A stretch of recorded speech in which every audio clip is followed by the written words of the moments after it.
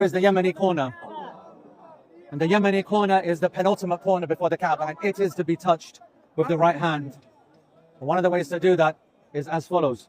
You don't try to block any of the people. And I will show you, and you keep your eyes on me, it is only to be wiped with the right hand, unlike what happens to the Kaaba.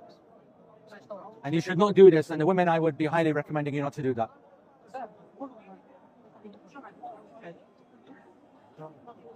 So one of the ways to do this is to go a little bit past it.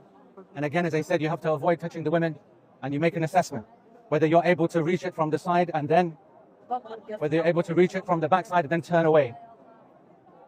And here you can see it's too busy to do so.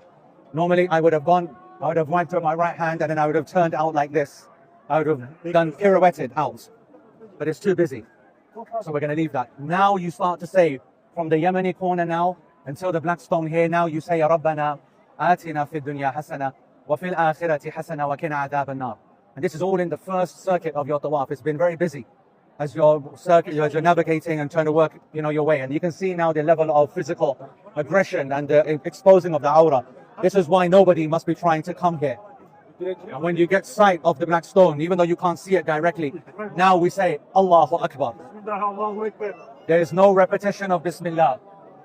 And there's no lifting of both hands. It's only the lifting of one hand and the right hand. It is so important that you do not copy what other people are doing, because they don't know what the Prophet ﷺ taught, neither the Sahaba. They are all just copying one another. Please try not to hurt people when you're here. Make yourself flexible. Move with the people. Ignore people grabbing you and pushing you. Ignore them. Even now, looking at the Multazam, you'll see how busy it is. This is also not likely.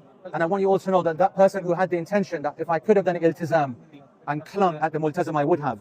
And if I could have touched the black stone, I would have. And the person who has that intention and leaves it for the sake of Allah, knowing that it's not right to hurt people and to touch people unnecessarily, they will be rewarded like they had done it. And I give that guarantee. You'll see a lot of people touching the Kaaba, and I get the emotional need to do that, but this is not from the Sunnah of the Prophet ﷺ, and it shouldn't be done. And when Muawiyah radiallahu anhu, he used to touch the corners, this corner here is the Iraqi corner. When he would touch it, Muawiyah used to, the rest of the Sahaba would criticize him for doing that. And they said that only two corners are touched, the black stone and the Yemeni corner. Now what you're looking at is the Hatim, or the Hijr, or the Jadr. These all names are not from the Sunnah. These are what people have basically called it. And this is the initial few meters, the initial 3 meters from the wall is actually part of the original footprint of the Kaaba of Ibrahim alayhi salam. That is why it's so important that you keep going around it and not inside it. A lot of people try to pray inside this area, and there is no basis for that. There is no basis for that, and there's no evidence to do so, and you should avoid doing that as well, even though people queue up, men and women, to pray